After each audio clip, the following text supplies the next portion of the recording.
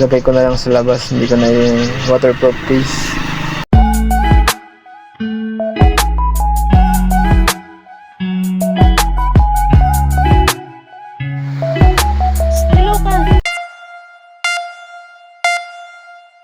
Good morning mga master, fishing na naman tayo. Ang gamitin natin ay yung lure na may kulay red sa buntot.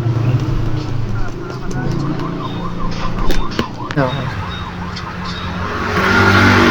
Ang hirap ikabit kasi ang liit ng butas.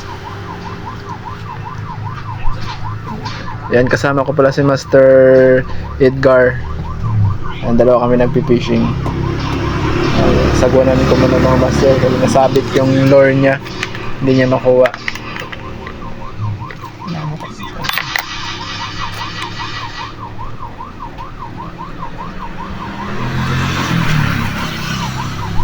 Alright, naglipat kasi kami master ng pwesto kasi doon sa pwesto namin walang may nag-strike, wala rin may sibad, kaya dyan first catch yan mga master sa unang sa nilipatan naming spot. Yan, may nag-strike yan master, kaso lang hindi siya nahuli. Yan, medyo malikot lang yung camera. Ang pangat kasi ng sounds nito kaya binoise over ko na lang. Kasi hindi maganda yung pagka-setup ng camera ay ng sound niya nakalagay sa waterproof case. Kaya yan mga master,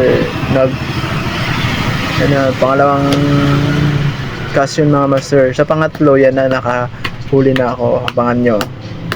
Medyo malaki-laki din, sa 0.9 tinimbang, pagdating nito tinimbang sa bahay.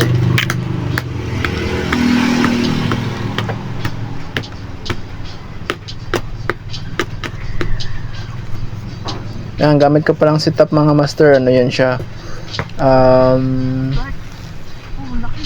Imperator na rod 702, tapos yung Amablos na reel na 3000 series, tapos yung yung line niya ay 15 pounds, yung leather line niya ay 20 pounds, tapos yun yung lure natin, yung may silver na may red sa buntot, di ko alam kung anong tawag doon eh. Yan ang mga master, nakahuli na ako niyan. Medyo malaki yan siya, tingnan nyo, sarap lang pakinggan sana ng reel, kaso lang ang pangit ng sound. Kaya next time na video, hindi ko na ganyanin.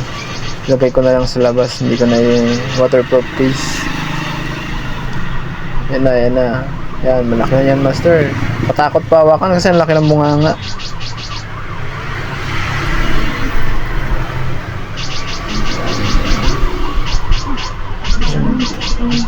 Yan na master, fish on na.